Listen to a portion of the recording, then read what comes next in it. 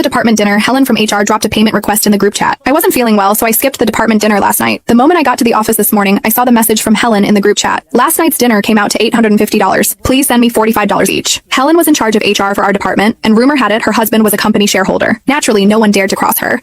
The payment notifications started popping up one by one. I figured it had nothing to do with me and was about to put my phone away when it buzzed again. Helen had tagged me. Laura, you too, don't forget. I wasn't even there. Thinking she'd simply forgotten, I replied in the chat to gently remind her. I never expected her to explode. She launched into a full-blown tirade right there in the group chat. What's that supposed to mean? The dinner was priced per head. I booked everything in advance. It's your problem that you didn't show up, but that doesn't mean you're exempt from paying. Are you really so broke you try to skip out on $45? Helen's words were utterly merciless. My face flushed hot with embarrassment. I had messaged her privately yesterday to explain I couldn't make it. She told me it was no problem, that the restaurant charged by the dish, not per person. What changed overnight? A colleague sitting next to me leaned over and whispered, Laura, you're new to this department. You really don't want to get on Helen's bad side. But this wasn't my fault. And more than that, what she said was just plain nasty. I took a screenshot of our conversation from the day before and posted it in the group. I tagged her directly. Helen, yesterday you said it was fine. Why the change of heart today? If you had told me up front, I would have just paid it. Are you that hard up for my $45? The moment the message went out, I could hear a collective gasp ripple through the open plan office. Several people gave me subtle thumbs ups. Honestly, I didn't want to make a big deal out of it, but she started it, and I was holding back my harsher thoughts. I'd seen a video from the dinner last night. A few simple family-style dishes on the table.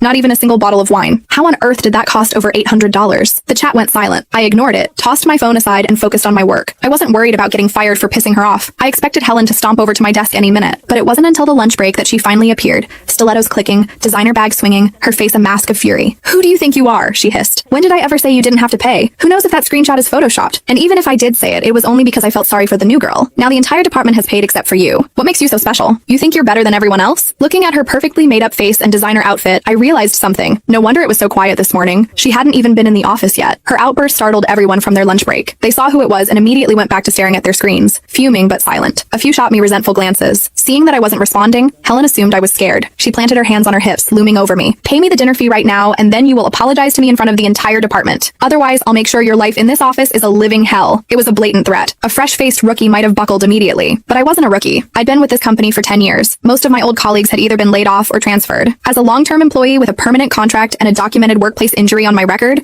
I was practically untouchable. The company couldn't fire me without a massive headache. I wasn't scared at all. In fact, the thought of what was coming thrilled me. Fine, I'll pay, I said. A smirk spread across Helen's face. That's more like it? I cut her off. On one condition. You have to admit, right here and now, that you can't survive without my $45. The second you say it, I'll transfer the money. Deal? The smirk on Helen's face froze. When she finally processed what I'd said, she slammed her hand on my desk. Laura, how dare you mock me? Her voice was so shrill it almost cracked. She was genuinely furious now. Then, a cunning look crossed her face as an idea seemed to strike her. She calmed down and turned to address the rest of the office. Since Laura refuses to pay for the dinner, her share will be split.